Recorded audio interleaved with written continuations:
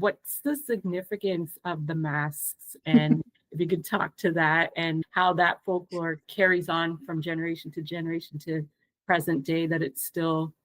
Yeah, now you're getting into the book that I'm still writing. Oh, Yeah, no, that's okay. So the significance of the masks. So Sri Lanka, well, actually not just Sri Lanka. If you go to Indonesia, Thailand, I think Vietnam, if you go to anywhere in the East, anywhere in the South, even India, if you go to Africa, you're going to see masks. People have masks that are made to reflect whoever scares them, really, or whoever they associate with. And so the masks in the second book, they are based on the current yaksha masks, which you would find in any, what do you call it, any souvenir shop. Any souvenir shop. Sri Lanka is known for its masks. A lot of the external advertising, it's either peacock tails or peacocks or masks. And the yaksha mask in this case, current yaksha masks, are used when you have demon possession and you're trying to expel the demon. Someone dressed in tribal outfit with a mask will do a dance, and there'll be drumming and there'll be music and there'll be all sorts of ceremony around it. And the whole idea is that they're expelling this demon. There is an association with masks and demons, and basically getting rid of, kind of like witch doctor voodoo, of getting rid of illness and possession and things like that. And so the question was, where do the masks come in with the current book? And it's the fact that I'm writing about people who identify as yaksha, people who identify as raksha, and they are of the societal elite. The mask is both a way of representing that elitism, and there's quality to the mask. There is what animal is represented from the mask. So you introduce all sorts of hierarchies just by having a mask. And so you can imagine that maybe a jaguar mask must say that, oh, this person is very ferocious, versus a monkey mask might be this person is mischievous, right? And wearing the mask, it allows that person a certain amount of anonymity, but at the same time respect, because it is an accepted form in culture. And they are seen as powerful beings who can repel bad forces. So they are the policemen, they are the doctors, they are the lawyers, they are the judiciary, they are the kings, they are the warriors. The world that I'm writing about currently, which is, I like to say it's 100 years after the Ravanaya, which is 10,000 years ago. It's a period of time when you're talking about tribes and feudal type kingdoms. The way that I've created the setting and the characters is with these feudal kingdoms in mind, and the way that you differentiate between a common person, which is just your regular villager, versus someone who has means, who has wealth, who is a king, or who is a child of a royal person, which there are many. They would be the ones that wear the masks. Okay.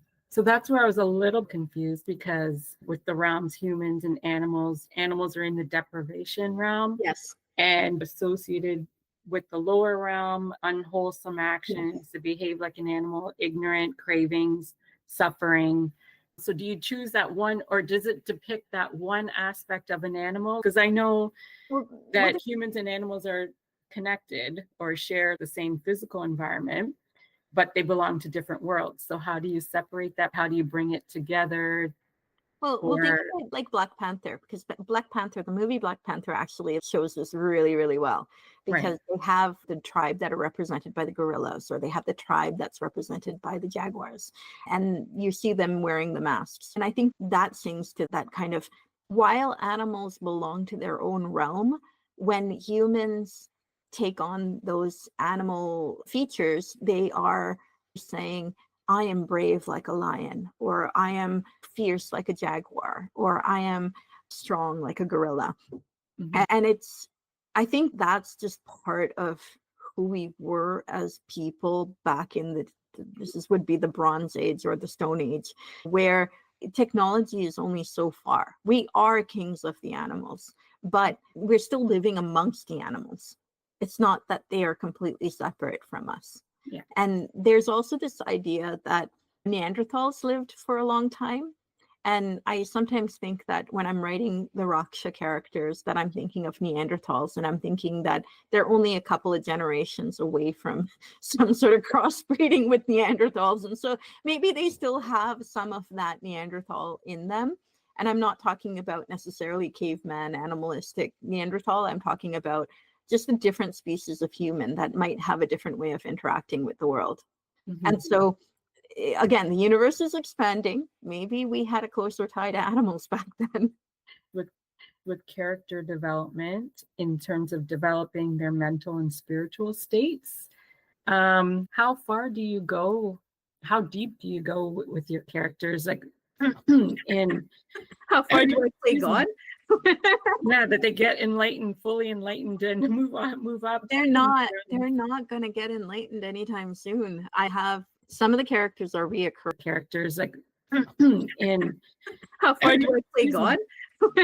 Yeah, that they get enlightened, fully enlightened, and move up. They're not going to get enlightened anytime soon. I have some of the characters are reoccurring, but they reoccur in their reincarnations. And what you'll see is that, so for example, the Tyrant King comes back and is reborn, but it's not reborn in a reincarnation that people publicly think of him as being reborn in, because those do exist. But he's reborn, and his son is reborn as his daughter. And then she dies again because of him. And then he dies eventually, but we don't see him die. It happens off screen. And later on, they're born again in the current novel. The greed or the desires that are underlying define these characters. So in the very first iteration, you have a father and a disobedient son. But the son is disobedient because he believes in the goodness of the universe and believes in the greater gods and has strong faith. And the father doesn't like this and is trying to kill him, but doesn't succeed in killing him. And eventually Narasingha comes in and kills the father. In the next iteration, you have a daughter who, again, is a disobedient child going against the wishes of the father, believing something different.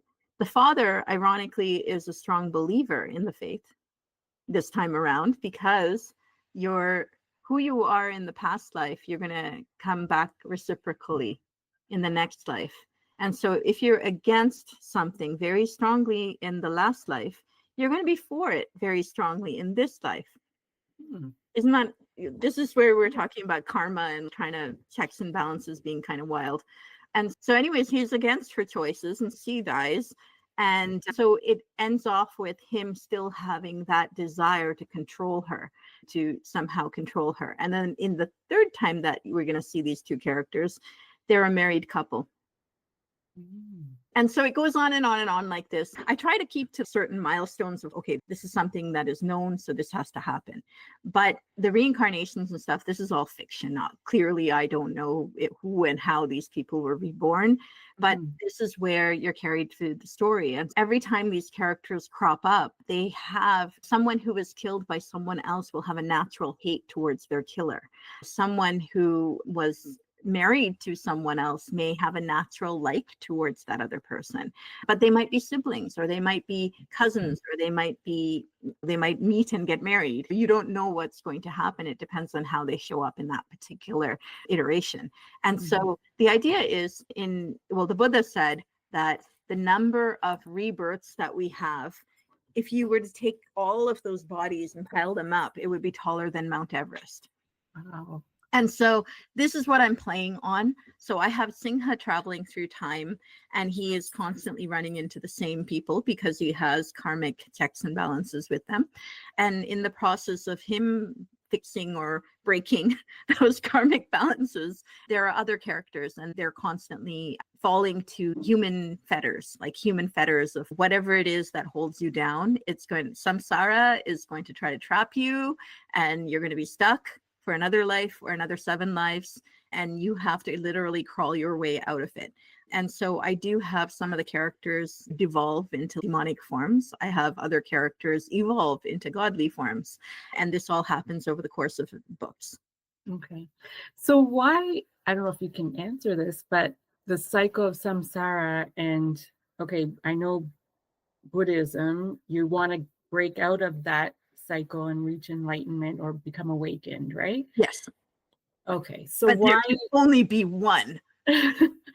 Right. Okay. Is it because you can't control your karma, right? Well, you can to a certain extent, but you can't control what you're going to come back as or how you're going to, and that's why you want to get out of that cycle? I'm influenced by a lot of the stories in Buddhism where they talk about the Buddha's previous lives. They're called the Jataka stories. And Buddha will say, oh, once I was born as a deer, or once I was born as a prince, and this is what happened, and I encountered a monster, and la la la la. But the idea is that he lived through hundreds and hundreds and hundreds of lives, where each time it was incrementally becoming closer and closer to the path. And each time he would say, oh yes, and my second-hand monk here, he was this person, and that cousin of mine who has been giving us trouble was that person. And then he's trying to show you how this progression happens of action and consequence over multiple lives. And not everyone gets it. They're fun stories. They're great to listen to. And you could spend a lifetime meditating on them and getting different thoughts out of it. But the underlying theme here is that it is a gradual journey. And while there are silent Buddhas that appear between one of these learned Buddhas, so we're in the era of the last Buddha, and the era that I'm writing about predates him, which means that it is a time when people are not aware of the teachings of the Buddha, because the Buddha only appears when there's a void of the teachings. But there are silent Buddhas. So there might be the occasional wise man or woman who understands and is essentially enlightened, and they're going to be born in a God realm, and then that'll be their last life or whatever it is. We're not diving into that now.